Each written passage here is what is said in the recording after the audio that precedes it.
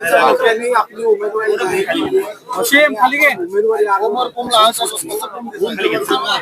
खाली घ्या. वशीम कोण खाली घ्या. कोण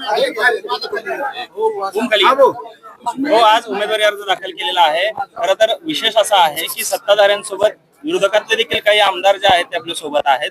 काय भावना आहेत, काय सांगा.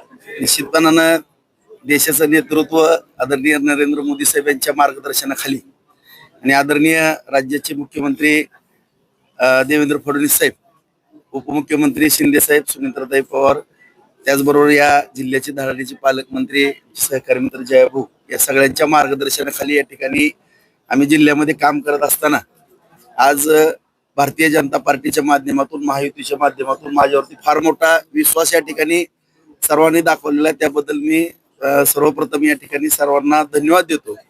आणि आज आपण जे बोलला की महायुतीतले तर सर्वजण बरोबर आहेत, परंतु सर्व पक्षाची मंडळी या ठिकाणी बरोबर आहे. माझ्या राजकीय गेल्या 30 वर्षाच्या जीवनामध्ये काम करत असताना सर्व जिल्ह्यामधील सर्वांबरोबर सलोख्याचे संबंध ठेवून या ठिकाणी जे काम केलेलं आहे, त्यामुळं माझ्या माहितीप्रमाणे बहुतांश सर्व मंडळी या ठिकाणी समर्थन देताना दिसते. त्यांचंही या ठिकाणी मनपूर्वक मी आभार व्यक्त करतो. जयभाऊंनी म्हणजे पालकमंत्र्यांनी विरोधकांना आवाहन केलेलं आहे की ही निवडणूक बिनविरोध करावी. आपलं काय आवाहन असणार आहे विरोधकांना? निश्चितपणानं सगळा वेळ वगैरे सगळ्याच गोष्टी वाचतील. लोकशाहीच्या माध्यमातून निवडणुका होणं हे क्रमप्राप्त असतं, परंतु या ठिकाणी सर्वांनी जर ती भावना व्यक्त केली तर त्यामध्ये आनंदच असणार आहे. जर का समोरून उमेदवार आला तर काय म्हणजे आव्हान काय असेल? आव्हानाचा विषय नाही. मी राजकीय किंवा शालेय जीवनापासून म्हणजे वर्गात 4थी पासून मॉनिटरच्या निवडणुका लढवत आलेला आहे. कॉलेज जीवनामध्ये GH असतील किंवा बाहेर नगरसेवक, नगराध्यक्ष, विधानसभा, त्यामुळे निवडणुका लढवणं हे तर कार्यकर्त्याचं कर्तव्य असतं. निश्चितपणाने ही निवडणूक ही अत्यंत चांगल्या पद्धतीने आम्ही लढू. मागील वर्षी अगदी पडत्या काळामध्ये फडणवीसांना दिलेल्या सहकार्य किंवा साथ, त्याच्यामुळे ही त्यांनी फडणवीसांनी दिलेली पावती समजायची आपली उमेदवारी म्हणजे. मी एक असा हाडाचा कार्यकर्ता आहे की ज्या ठिकाणी काम करतो त्या ठिकाणी प्रामाणिकपणानंच काम करतो. त्यामुळे आदरणीय देवेंद्र फडणवीस साहेब ज्यावेळेस मुख्यमंत्री होणार होते, परंतु दुर्दैवानं काही गोष्टी फिसकटल्या गेल्या आणि त्यांना विरोधी पक्ष नेते व्हावं लागलं. आणि मी माझे आमदार असताना सुद्धा त्या काळामध्ये मला एवढं सहकार्य तालुक्याच्या विकास कामामध्ये केलं आणि त्यांच्या सहकार्यातूनच मी 2019ला अपक्ष आमदार झालेलो होतो.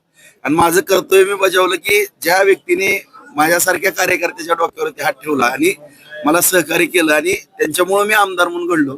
आणि विरोधी पक्षात असो किंवा काय, त्यांना पाठिंबा देणं माझं कर्तव्य समजलं आणि मी विरोधी पक्षामध्ये बसणं त्यावेळेस पसंत केलं. प्रशांत परिचारकांची संधी तुम्हाला उमेदवारी दिलेली आहे, तर प्रशांत परिचारकांना सोबत नक्कीच मी स्वतः त्यांना भेटायला जाईल.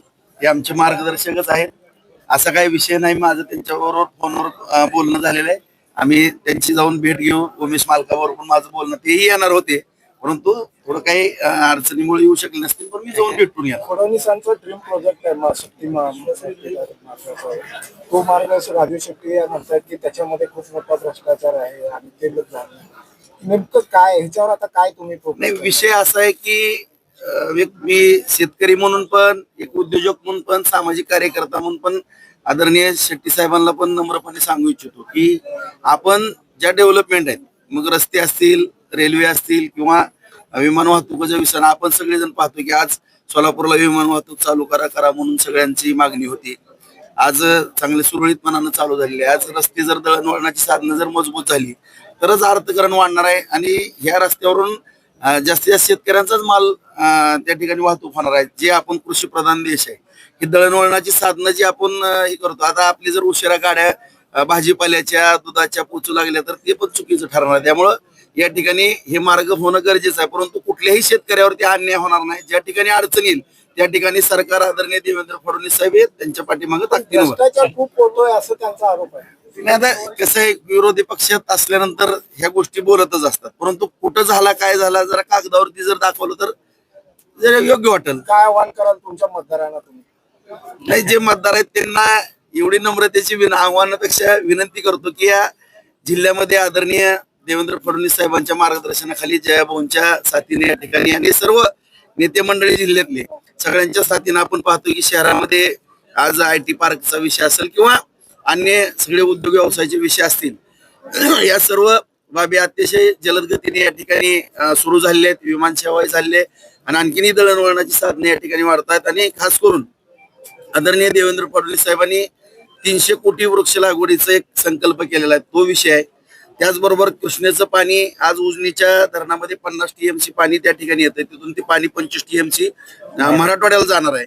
आणि ह्या सर्व गोष्टी या ठिकाणी करत असताना आणि खास करून मी साहेबांना एक विनंती केली होती की 2006 ते 2007च्या कालावधीमध्ये उजनी धरणातलं गाळ काढावं. आणि मी नाही, असंख्य नेते मंडळी, मामा असतील, सर आहेत, तर सगळे जेवढेही या जिल्ह्यातले आजी माजी आमदार, प्रत्येकांची भावना होती की जर तो गाळ काढला तर 20-25 TMC पाणी वाढेल. तेही साहेबांनी आज अंतिम टप्प्यामध्ये आलेला आहे, तोही गाळ निघाला. अशा पद्धतीनं पाण्याची उपलब्धता वाढणार आहे, दळणवळण या ठिकाणी चांगल्या पद्धतीने होणार आहे, विमानसेवा होते, IT पार्क होते.